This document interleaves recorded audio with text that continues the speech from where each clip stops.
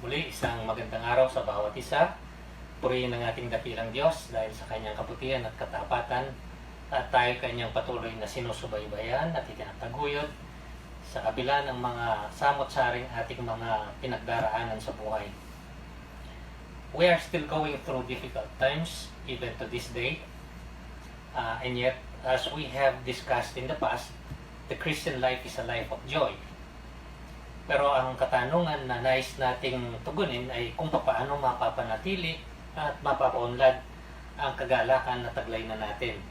Ito ba'y posible? Ang kasagutan ay oo. We can even level up or raise the level of joy that we already have. How? We have to be concerned about one important thing that we need to grow into as a very important ingredient of the Christian life. At yan ang ating tatalakayin sa araw na ito. Bago tayo pumunta sa dako ng pagbabasa ng bahagi ng salita ng Diyos na ating pag-aaralan sa umagang ito, ay tingnan natin ang isang palaging inaasahan ng maraming mga tao kapag dumaraan ng mga sitwasyon na nagdadala ng mga bigati. It has been said expectantly that during bad times like calamities and disasters, that goodness and kindness will come out of people. Yan ang palaging inaasahan. And we cannot deny that many good acts or good deeds indeed come out of many people during these difficult times.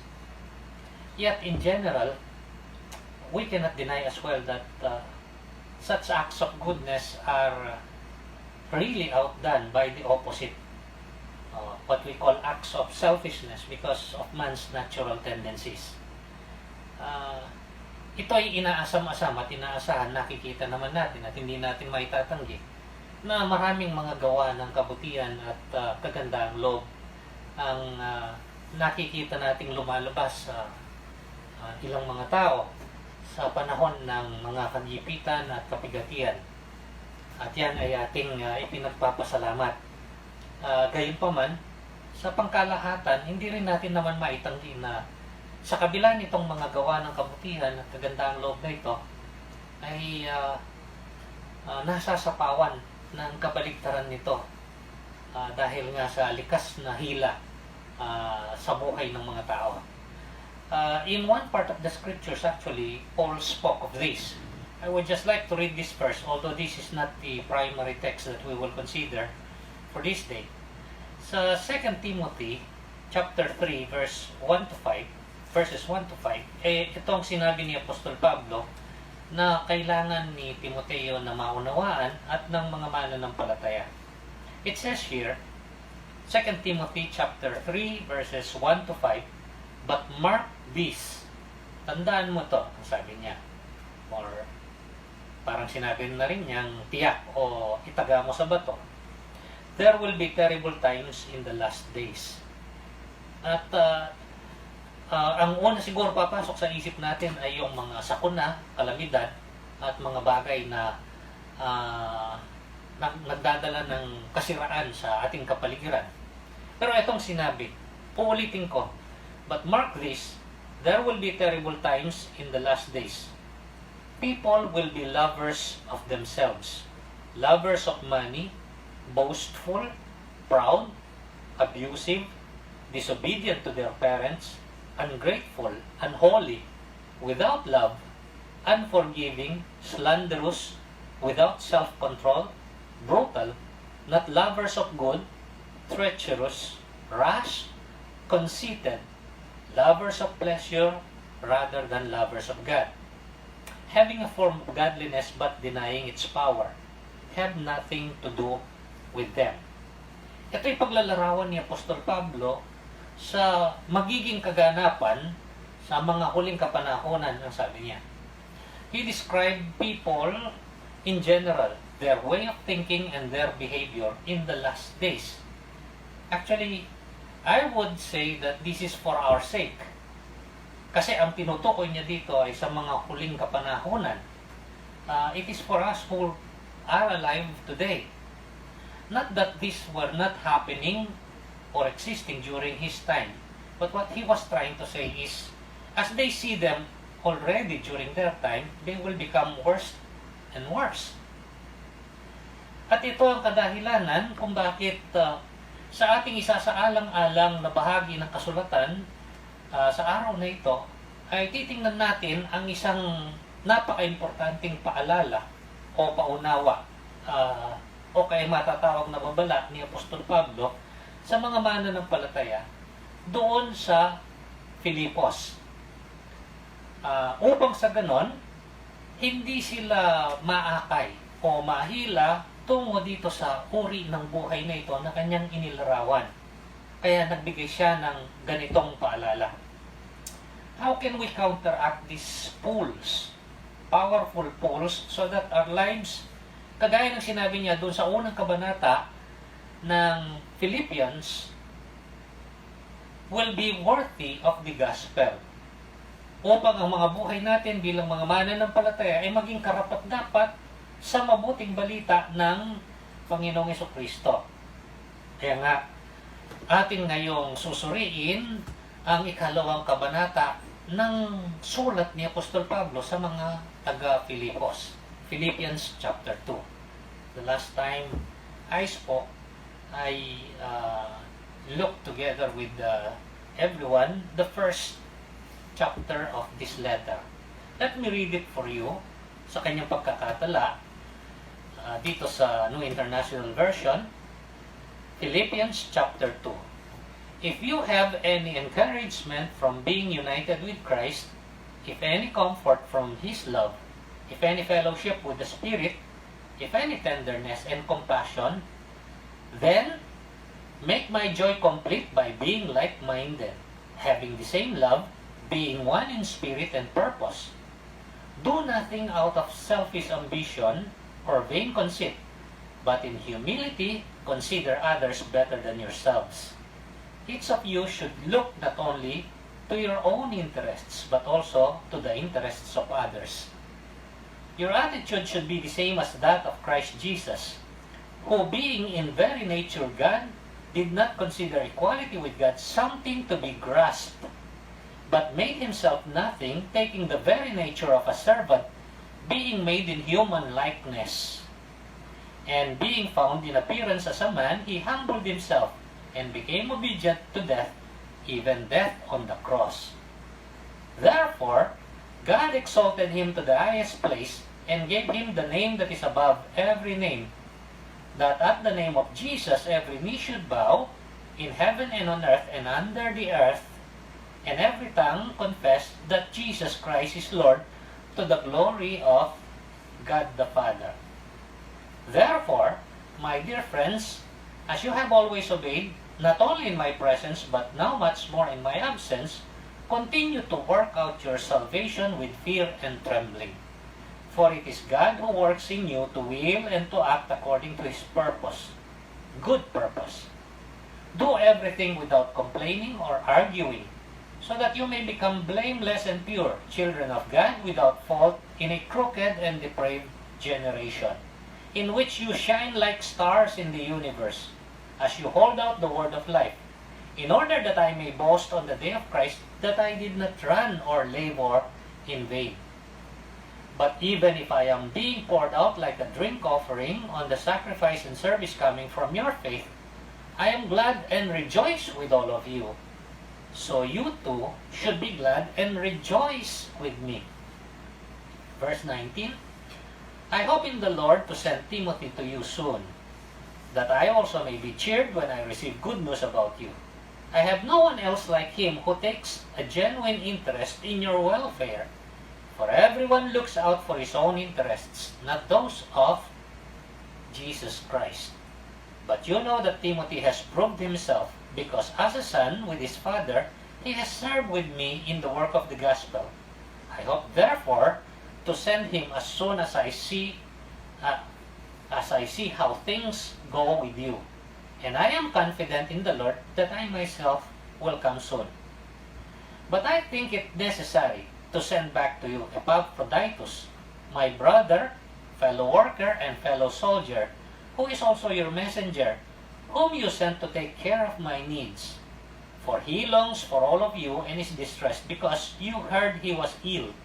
Indeed, he was ill and almost died. But God had mercy on him, and not only on him, but also on me, to spare me sorrow upon sorrow. Therefore, I am all the more eager to send him, so that when you see him again, you may be glad, and may have less anxiety. Welcome him in the Lord with great joy, and honor men like him, because he almost died for the work of Christ, risking his life to make up for the help you could not give me. Sa araw na ito ay susuriin natin ang ikalawang kabanata ng sulat ni Apostol Pablo sa mga taga-Filipos. Nabanggit ko nga ito ay sulat ng kagalakan. At nabanggit ko na si Apostol Pablo ay nakabilanggo nung isulat niya ito. Hindi kukulang sa 4 na taon na ang lumilipas. At wala siyang katiyakan kung siya ay mapapalaya o siya ay maaaring patawan ng parusang kamatayan nang dahil sa mga gawa-gawa o mga bulang paratang laban sa kanya. Ano ang ating matututuhan dito? Kagaya ng aking nasabi, patuloy pa rin tayong dumaraan sa mga mahirap na mga kalagayan. Bilang mga mananampalataya, anuman ang pinagdaraanan ng ating mga buhay ay taglay natin ang isang uri ng kakaibang kagalakan. Pero ang sabi ni Apostol Pablo ay nagnanasa siya na yung kagalakan ng bawat isa ay patuloy na umunlad at sumagana o umangat pa, kagaya ng kinalalagyan ng mga taga-Filipos. Paul is admonishing them here so that his joy may be complete and that their joy may be complete as well. Makikita yan doon sa talatang ikalawa. Sabi niya, then make my joy complete. At doon naman sa talatang ika-18, ang sabi niya dito, so you too should be glad and rejoice with me. So it is twofold. Yung kanyang paalala sa kanila at yung kanyang paunawa ay magbubunga ng bagay na makapagdadala sa kanya ng higit pang kagalakan, sa makatwid makapagdadala din sa kanila ng higit pang kagalakan. If the Philippians needed this admonition then during that time, so much more do we need it today. Upang sa ganon, yung nabasa natin kanina na babala ni Apostol Pablo na mangyayari sa maraming mga tao sa huling mga kapanahonan ay hindi makahila sa atin padausdos, pababa. Dahil ito ay isang sinabi niya na mangingibabaw na kaganapan sa sangkatauhan pagdating ng mga huling kapanahonan. Lalo na kapag ang mga buhay ng mga tao ay dumaraan ng mga kahirapan. When we look at this second chapter of the letter of Paul to the Philippians, we see a series of statements at the beginning so that the Philippians will make a careful consideration of what they already have as a consequence of their faith. Kasi sabi niya dito, if you have any encouragement from being united with Christ, if any comfort from His love, if any fellowship with the Spirit, if any tenderness and compassion, then make my joy complete. Tapos sinabi niya yung kanyang paalala o paunawa sa kanila kung ano ang kinakailangan upang sa ganun umangat pa o sumagana, manatili at magpatuloy yung kagalakan na taglay na nila. At sa ibang mga salin sa English, ito ay sa anyo ng pagtatanong. Do you have any encouragement from being united with Christ? Do you have any comfort from His love? Do you have any fellowship with the Spirit? Do you have any tenderness and compassion? With the apparent answer of yes.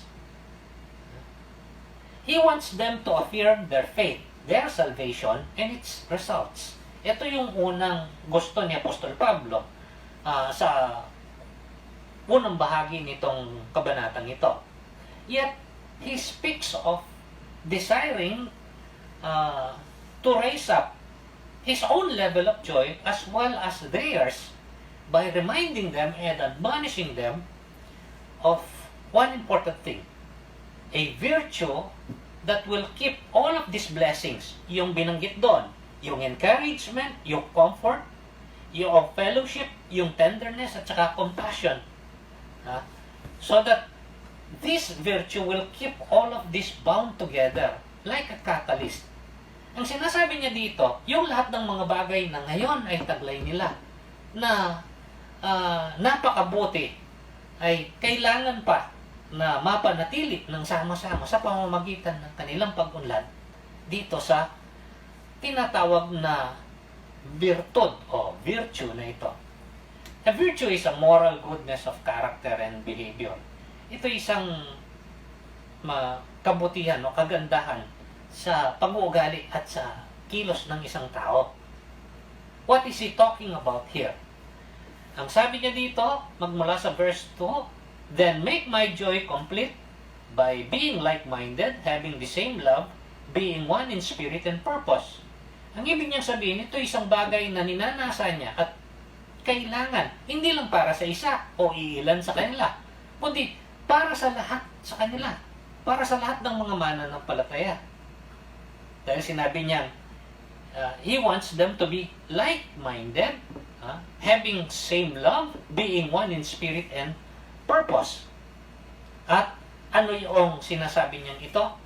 Ang sinasabi niya dito sa pagpapatuloy, sa verse 3, do nothing out of selfish ambition or vain conceit, but in humility, consider others better than yourselves. This virtue is called humility. Kababaang loob. Ito ay napakahalaga. Dahil sa kanilang kapanahunan, lalo na siguro sa ating kapanahunan, it seems like a rarity. Isang katangiang matatawag na pambihira. May pagkasalat. You don't necessarily always see this among people all the time. This is why I call this the vanishing virtue. Humility.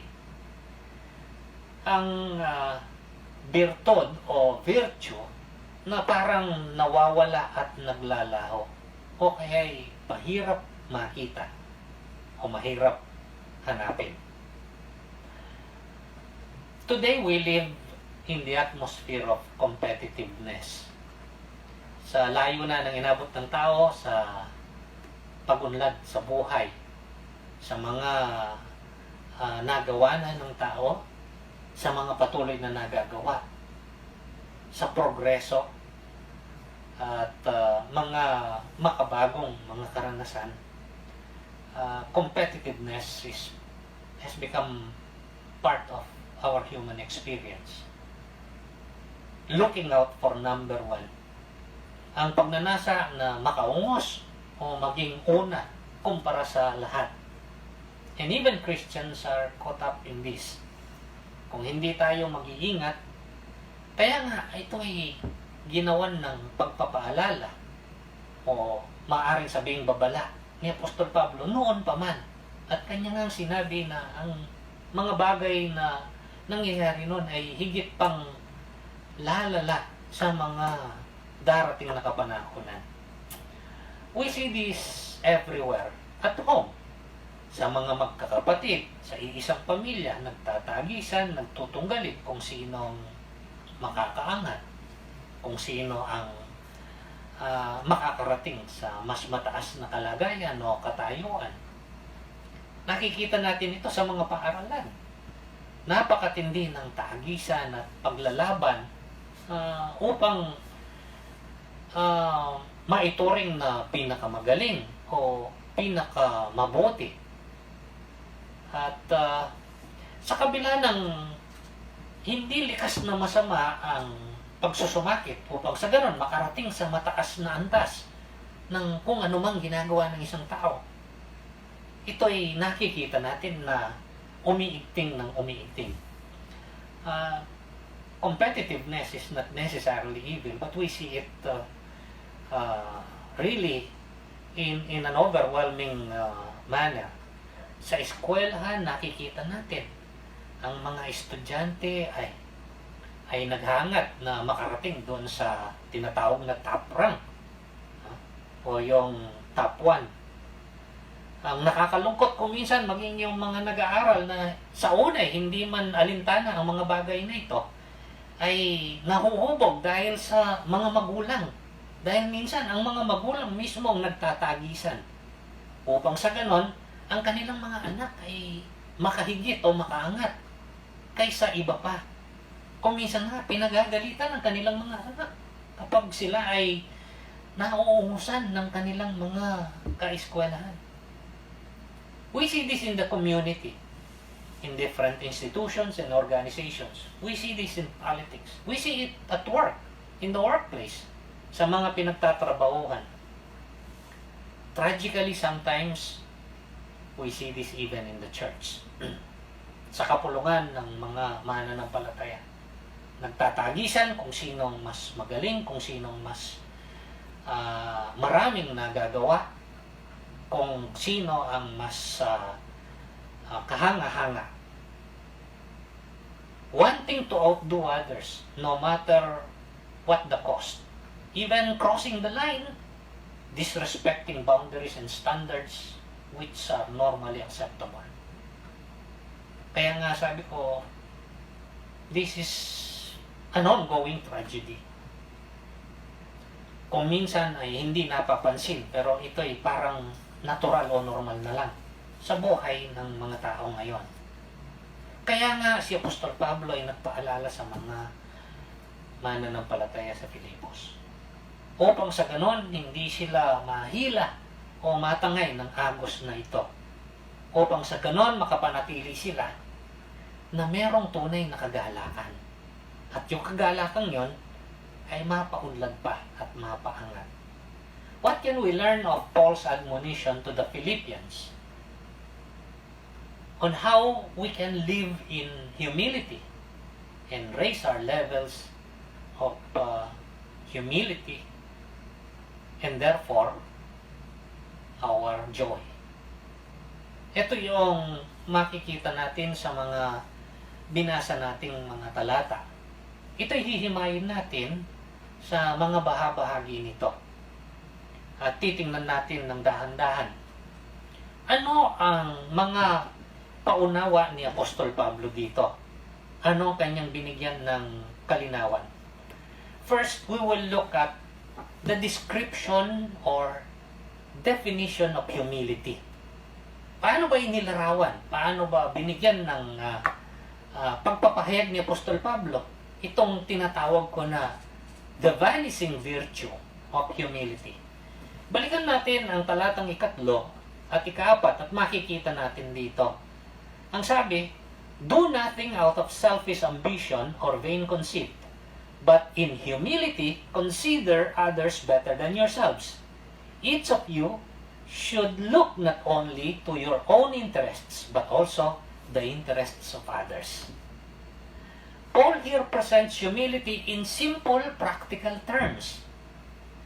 Sa mga pananalita na napakasimple, na napakadaling unawain. Dalawang bagay ang kanyang binanggit dito upang maintindihan natin kung ano yung tinatawag na humility o kababaang loob. A lot of people like to talk about humility, but the more difficult part is to show humility. Sa anong kaparaanan pinakita ni Apostol Pablo yung paglalarawan? The description and definition of humility. Una, what humility does not do. Pangalawa, what humility does. Doon sa dalawang talatang ito ay sinabi ni Apostol Pablo kung ano ang hindi ginagawa ng isang taong may kababaang loob. At kung ano ang ginagawa ng taong ito na may kababaang loob. Ang sabi niya, what humility does not do. Do nothing out of selfish ambition and vain conceit. Huwag kang gagawa ng anumang bagay nang dahil lang sa makasariling pagnanasa at pagmamataas. In effect, he's saying, don't think of yourself highly more than you really are. At ang ikalawang bahagi, what humility does. Consider others better than yourself. Therefore, you look after their interests. Ituring mong yung kapwa nang nakahihigit sa iyo. Sa makatwid, aasikasuhin mo, bibigyang pahalaga ang kanilang kapakinabangan. Hindi ibig sabihin ni Apostol Pablo na kailangang yurakan natin o maliitin ang ating mga sarili. It does not mean that you should trample or demean yourself. It means though that you should look at yourself the right way. Ito ang gusto ni Apostol Pablo. Makita natin ang ating mga sarili sa tamang kaparaanan.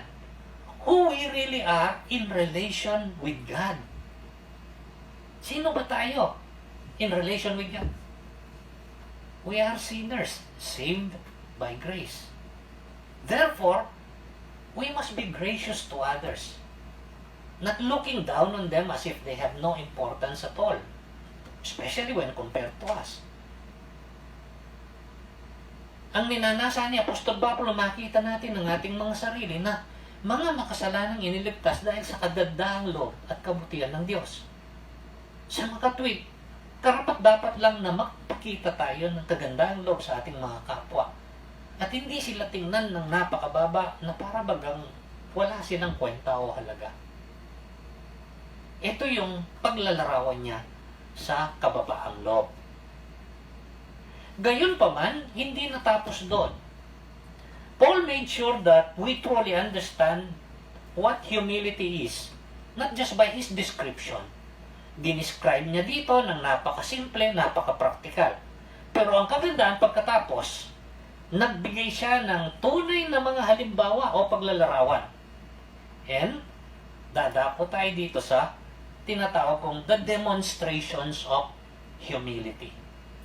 After he described or defined what humility is, in understandable terms, he gave demonstrations or illustrations from real life. At ito yung makikita natin para sa ganon, maitugma natin doon sa kanyang ginawang description o definition. Ang una, hindi demonstration lang, but demonstrations. The first one is in verse 5 up to verse 8. Your attitude should be the same as that of Christ Jesus, who being in very nature God did not consider equality with God something to be grasped, but made himself nothing, taking the very nature of a servant, being made in human likeness, and being found in the appearance as a man, he humbled himself and became obedient to death, even death on the cross.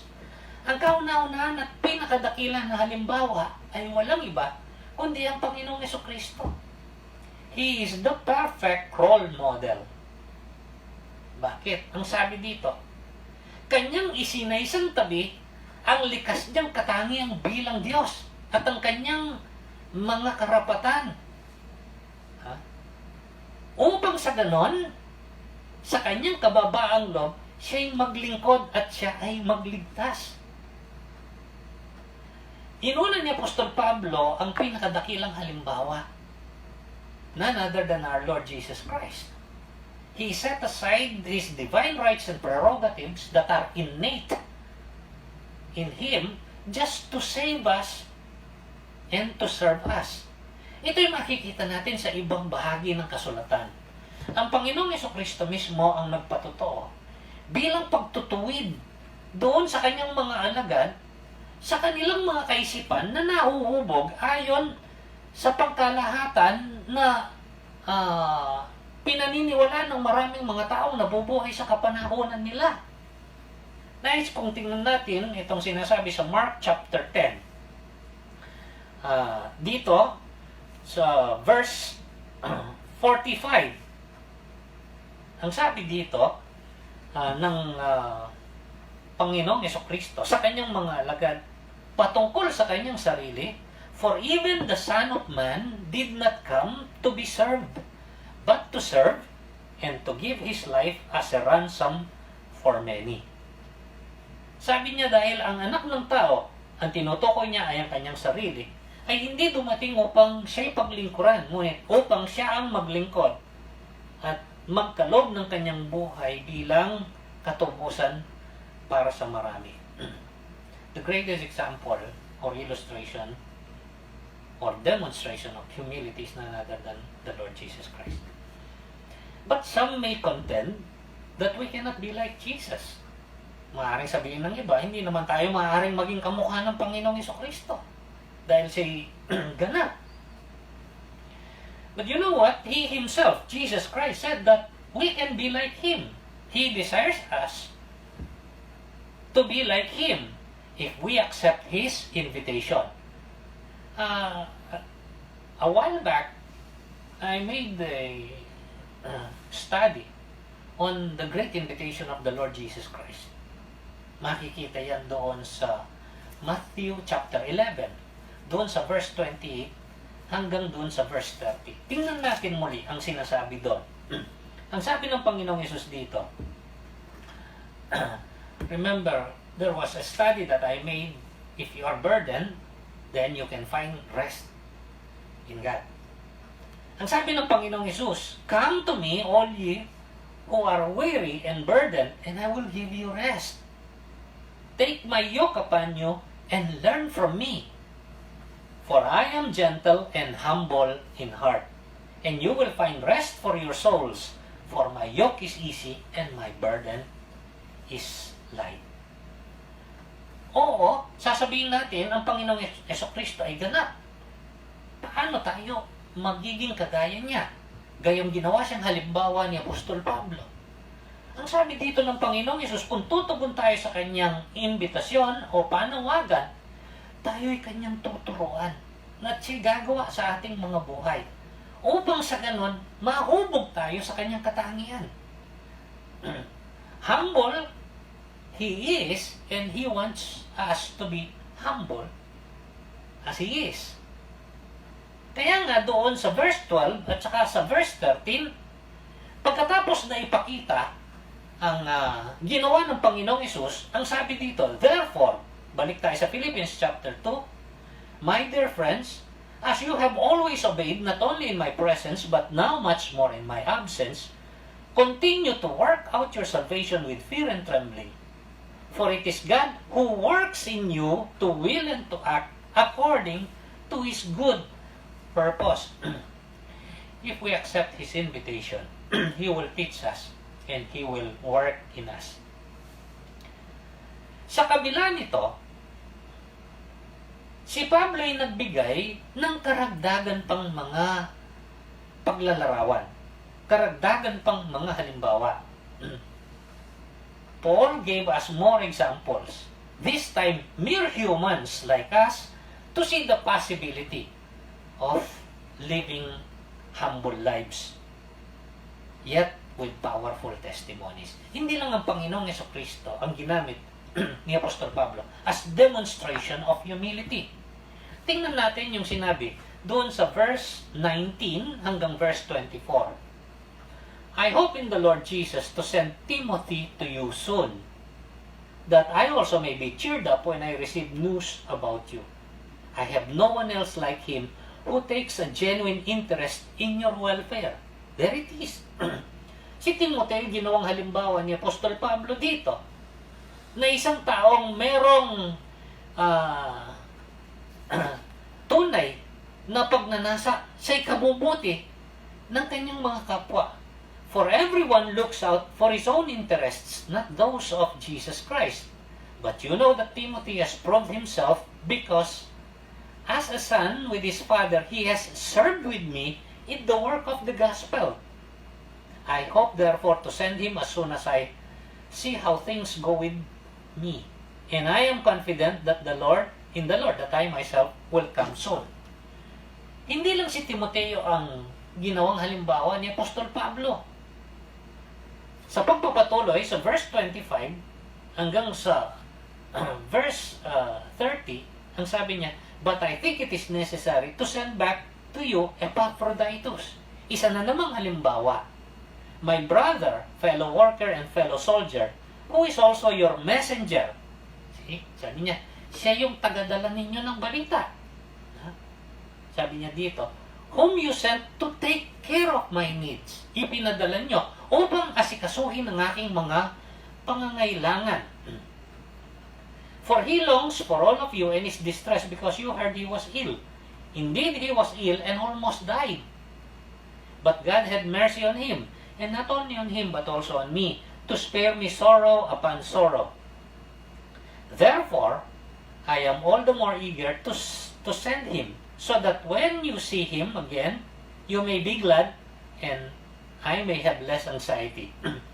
Welcome him in the Lord with great joy, and honor men like him, because he almost died for the work of Christ, risking his life to make up for the help you could not give me. Siya mismo ang halos magbuwis ng kanyang buhay upang yung hindi ninyo magawa para sa akin, siya yung gumagawa noon. These are the demonstrations of humility that Paul gave so that we can truly understand what humility is all about. Real life examples. First is the Lord Jesus Christ, na bumaba dito sa lupa, namuhay bilang isang tao na kamukha natin. Nagpakumbaba upang sa ganon makapaglingkod siya at upang sa ganon siya'y makapagligtas. Hindi lang siya. Ibang mga halimbawa pa, kagaya ni Timoteo at ni Epaprodito. How did this demonstrate their humility? Una, by sincere concern for others. Isang taos-pusong pagmamalasakit sa ikabubuti ng kapwa. And by sacrificial service to others. Isang pagpaparaya. Isang paggawa para sa ganon ay makapaglingkod sa kanilang kapwa. What else did Paul discuss here? Not only the definition and description of humility, he also gave demonstrations of humility in the persons of Jesus Christ, Timothy, and Epaphroditus. But he also told the Philippians about the demands of humility. Anong hinihiling o hinihingi ng kababaang loob upang sa ganun ito'y magkaroon ng katunayan at pagunlad. Tingnan natin yung verse 12 hanggang verse 15, yung unang bahagi. Sabi niya, therefore, my dear friends, as you have always obeyed, not only in my presence, but now much more in my absence, continue to work out your salvation with fear and trembling. For it is God who works in you to will and to act according to His good purpose. Verse 14, do everything without complaining or arguing, so that you may become blameless and pure, children of God, without fault in a crooked and depraved generation, in which you shine like stars in the universe. What does humility demand? Paul says that humility requires something from us. And that something is obedience. Pagiging masunurin. Obedience to God. Pagiging masunurin sa Diyos. Whether or not someone is looking, whether or not someone knows. Why? God surely sees and God surely knows. You know, there is such a thing called false humility. It is for mere display so that we can pride ourselves for our supposed humility. Ito'y kailangan nating pag-ingatan. Ang tunay na kababaang loob ay may seryosong pagsunod sa kagustuhan at kalooban ng Panginoon. Hindi lang yung pagpapakita upang sa ganon, mahipagmalaki natin ang itinuturing na kababaang loob. Obedience is a hallmark of humility. Obedience is expressing our love for God and for others. Kasi ano yung ating gagawin? Saan tayo magiging masunurin? Sa mga utos ng Diyos. Nang tanungin ng Panginoong Hesus kung alin ang pinakadakila sa mga utos ng Diyos, ang sabi niya, ibigin mo yung Diyos ng buong puso, buong isip, buong lakas, buong kaluluwa. At ang pangalawa, ibigin mo ang kapwa gaya ng pag-ibig mo sa iyong sarili. See? So obedience is a hallmark of humility, expressing our love both for God and for our fellow men. Jesus lived the life of obedience even unto death. Ito yung sinabi dun sa verse 8. And being in appearance as a man, he humbled himself and became obedient to death, even death on the cross. Hindi sapat na sinabi ni Apostol Pablo ang mga bagay na ito. Ito'y binuo niya. So far, we saw the description or definition of humility given by Paul. The demonstrations of humility, illustrations of real life people. And he told the Philippians about the demands of humility. And now, he moves on to tell them about the delineation of humility. Anong ibig sabihin nito? Delineation. Ito'y parang pagguhit ng linya ng paghihiwalay. It's like drawing a line to set a separation. Saan makikita ito? If you will read dito sa verse 15 hanggang dito sa bahagi ng verse 16, ang sabi niya, sila'y tinatawagan niya upang maging masunurin. May nakakakita man o wala. Bakit ang sabi niya? So that you may become blameless and pure, children of God. Ito yung paglalarawan niya sa kanila. Without fault, in a crooked and depraved generation. On the other hand, others who do not have such humility belong to what he called as a crooked and depraved generation, in which you shine like stars in the universe. This is the delineation of humility. Parang pagguhit ng isang linya upang makita ang pagkakaiba at pagkakahiwalay.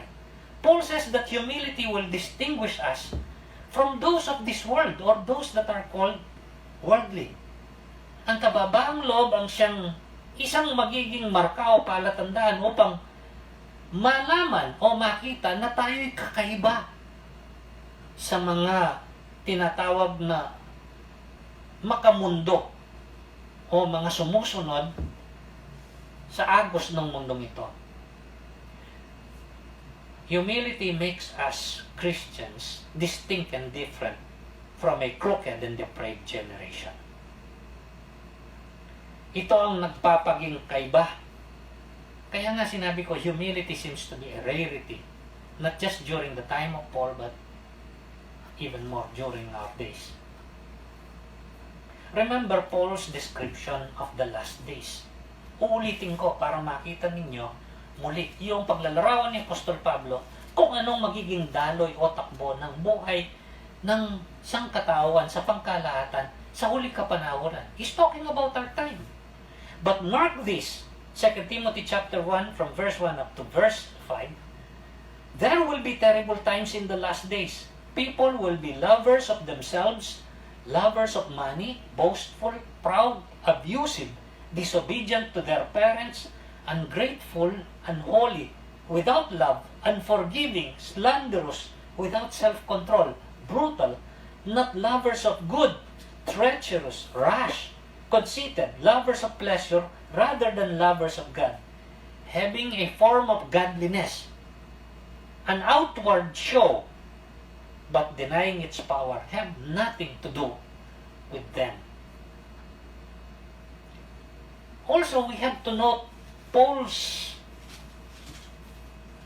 very popular admonition to the Roman believers. Sa isa sa mga isinulat ni Apostol Pablo sa mga mananampalataya, sa mga taga-Roma, merong isang napaka-importanting talata na bahagi nun. Romans chapter 12, verses 1 and 2. Itong sinabi ni Apostol Pablo sa mga mananampalataya na taga-Roma, pagkatapos nilang maranasan na matanggap ang biyaya ng kaligtasan ng Diyos sa paglalagay nila ng pananalig kay Kristo bilang Panginoon at tagapagligtas. Therefore, I urge you, brothers, in view of God's mercy, to offer your bodies as living sacrifices, holy and pleasing to God. This is your spiritual act of worship. Listen to this carefully. Verse 2. Do not conform any longer to the pattern of this world, but be transformed by the renewing of your mind. Then you will be able to test and approve what God's will is, His good, pleasing, and perfect will. It is twofold. Huwag na kayong umayon sa takbo ng sanlibutan. Ang ibig sabihin, huwag kayong maging makamundo. Sa kabilang dako, sabi niya, mabago kayo. Magkaroon ng pagbabago sa pamamagitan ng pagbabago o paghubog ng inyong mga kaisipan. This is the delineation of humility. Humility distinguishes us from the rest of those who follow the system of this world. Jesus also made this distinction. Doon sa binasa ko kanina, na paglalarawan ng Panginoong Hesus sa kanyang pagdating, na siya'y dumating hindi upang paglingkuran, kundi upang siya ang maglingkod at magkaloob ng kanyang buhay bilang katubusan para sa marami. Ano ang pinanggalingan ng kanyang kapahayagang yon? Let's go back to Mark chapter 10. Let's see this from verse 35 up to verse 45. Ito yung pinanggalingan kung bakit sinabit ng Panginoong Hesus yung mga katagang yon. Mark chapter 10 from verse 35. Then James and John, the sons of Zebedee, came to him. Mga alagad ng Panginoon ito. Teacher, they said, we want you to do for us whatever we ask. What do you want me to do for you? He asked. They replied, let one of us sit at your right and the other at your left in your glory. They were expecting that Jesus will be raised to glory. So ang sabi niya, pagdating po ninyo sa pagluklok sa inyong kalwalatian, hayaan nyo ang isa sa amin nasa inyong kanan, ang isa ay nasa inyong kaliwa. You don't know what you are asking, Jesus said. Can you drink the cup I drink or be baptized with the baptism I am baptized with? We can, they answered. Kaya nyo ba pagdaanan ng aking pinagdaraanan o pagdadaanan? Kaya, sabi nila. Jesus said to them, you will drink the cup I drink and be baptized with the baptism I am baptized with. But to sit at my right or left is not for me to grant. These places belong to those for whom they have been prepared. Ito yung reaksyon ng iba. Verse 41. When the 10 heard about this, remember the Lord Jesus Christ had 10 disciples which He personally chose to be close to Him, to be trained by Him. So itong dalawa nagre-request sa Kanya. When the 10 heard about this, they became indignant with James and John. Naunahan sila. Gusto ni James at saka ni John makaangat sila kaysa doon sa iba. Jesus called them together. At kaya tinawag niya and said, you know that those who are regarded as rulers of the Gentiles lord it over them, and their high officials exercise authority over them. Not so with you. Instead, whoever wants to become great among you must be your servant, and whoever wants to be first must be slave of all. And here it is. For even the Son of Man did not come to be served, but to serve, and to give His life as a ransom for many. Siya mismo ang halimbawa. Sabi niya, ang mga tao sa mundong ito, ang mga hentil, ang mga namumuno, gusto nila na sila'y makaungos at makaangat sa kanilang mga kapwa. Gusto nila sila'y mauna, matanghal at matanyag. Not so with you, ang sabi niya. Hindi karapat-dapat para sa inyo.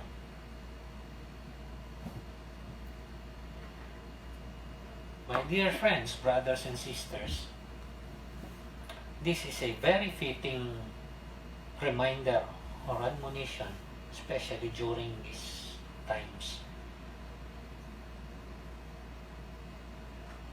Paul made it very clear. He gave a description and definition of humility. He gave a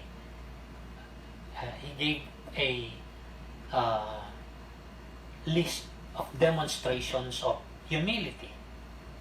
And he told them that there are demands for humility. And he showed them the delineation resulting in humility. But this is the good part. The destined outcome of humility. Bakit kailangan? Not only for the joy that we have. Ito ang sinasabi dito sa verse 8 to verse 11.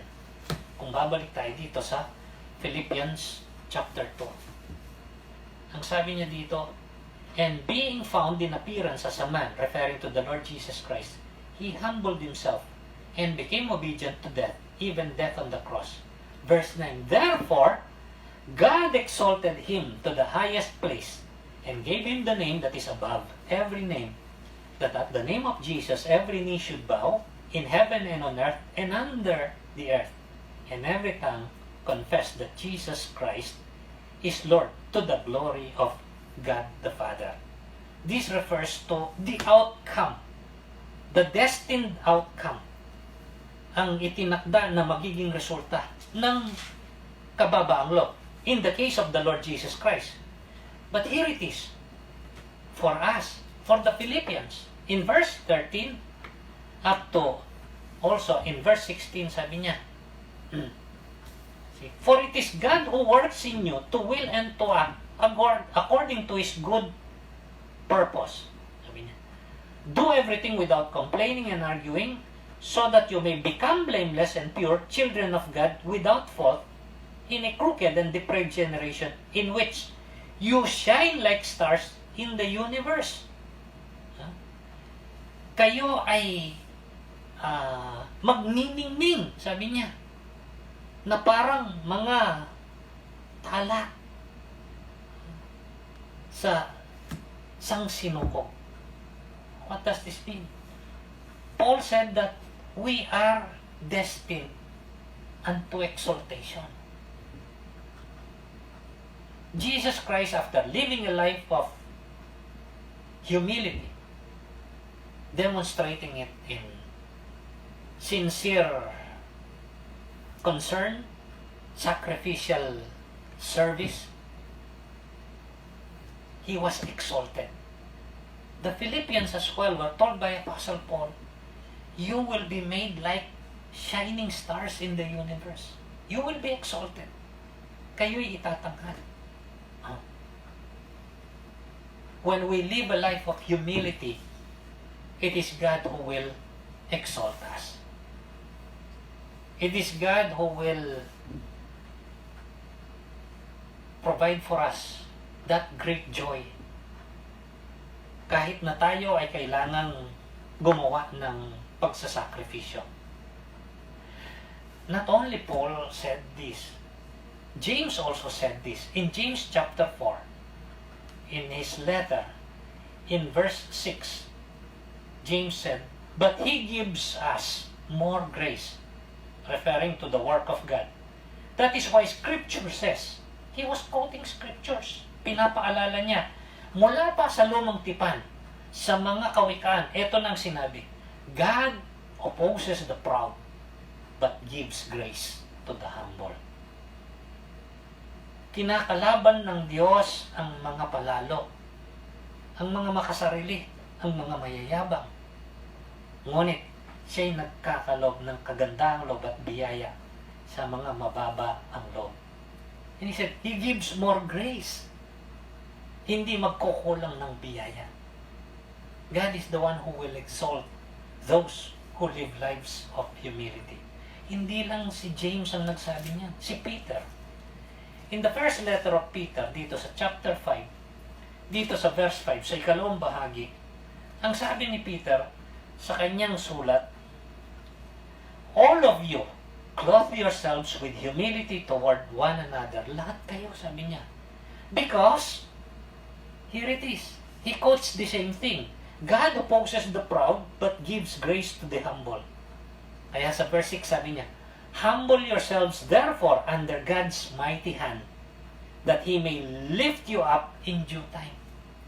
Magpakumbaba kayo sa makapangyarihan na kamay ng Diyos, at Siya ang magtatanghal sa inyo.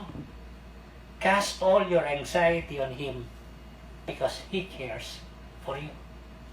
That is why He desires that we also care for others out of humility. This is the destined outcome of humility. After all of this, what shall we conclude then? Without humility, there will be no real joy.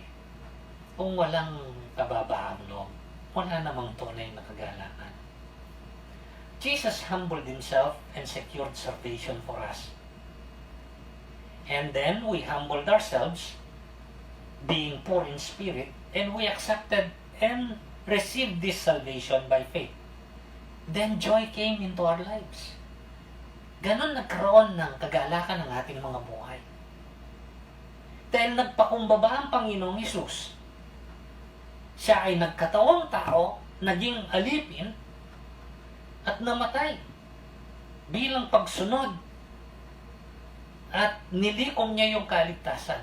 At nung tayo naman ay nagpakumbaba upang siya'y kilalanin at tanggapin bilang tagapagligtas, dumating ang kagalakan sa ating mga buhay. Yet Paul says that our joy now need to rise further. Sabi niya, make my joy complete.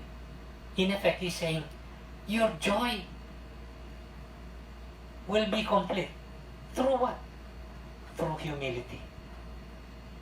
Kaya nga, merong nakaisip siguro doon sa acronym ng joy. J-O-Y.